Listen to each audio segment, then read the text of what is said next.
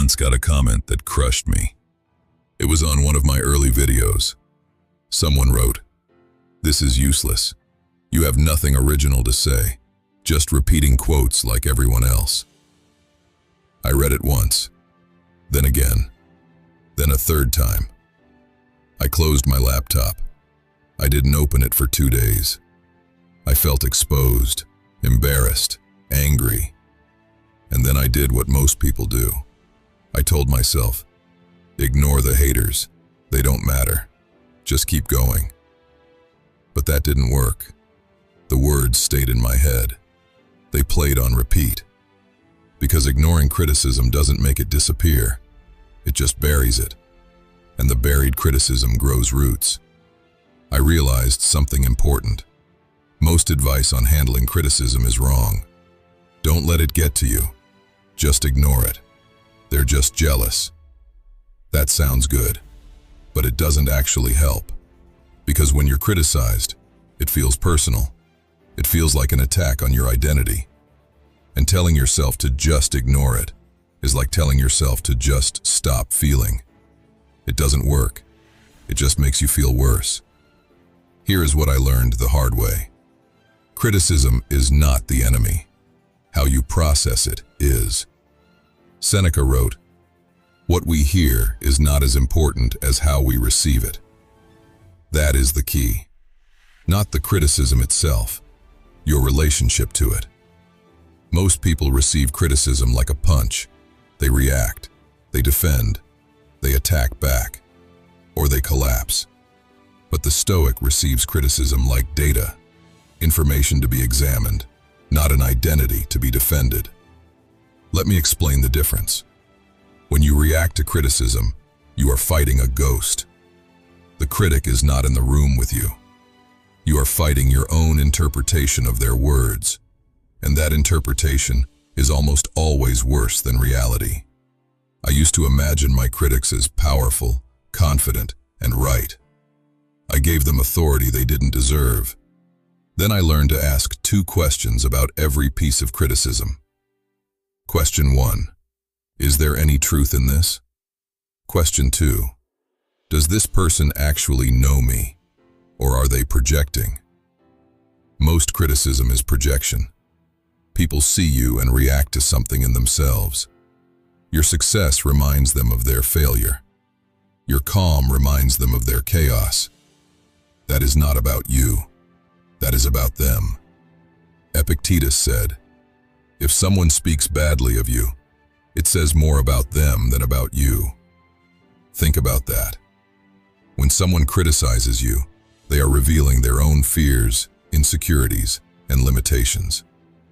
You are just the screen they project onto.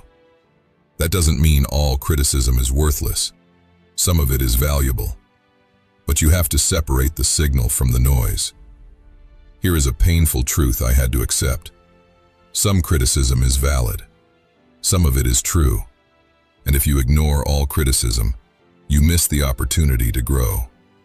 But if you accept all criticism, you collapse under the weight of other people's opinions.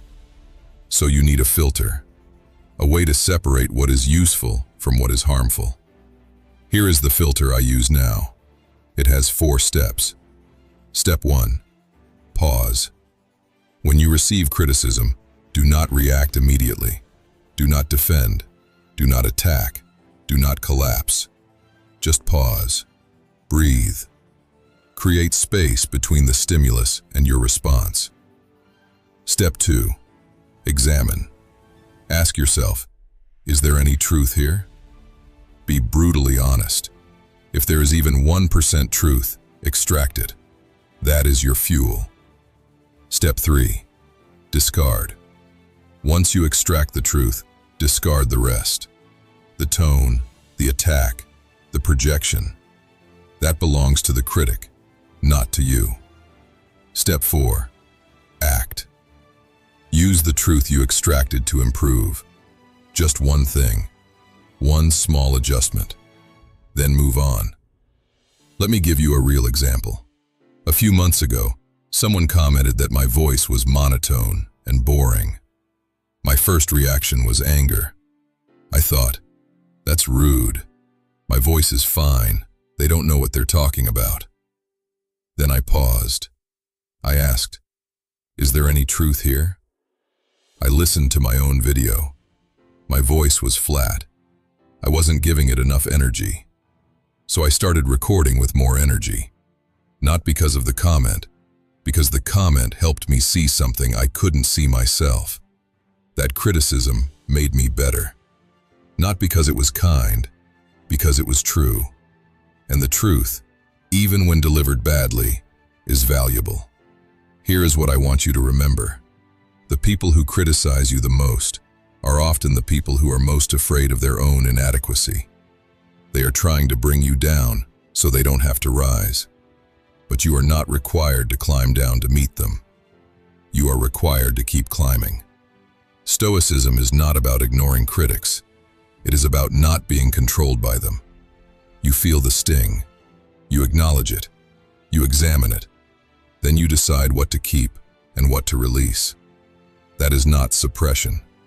That is processing.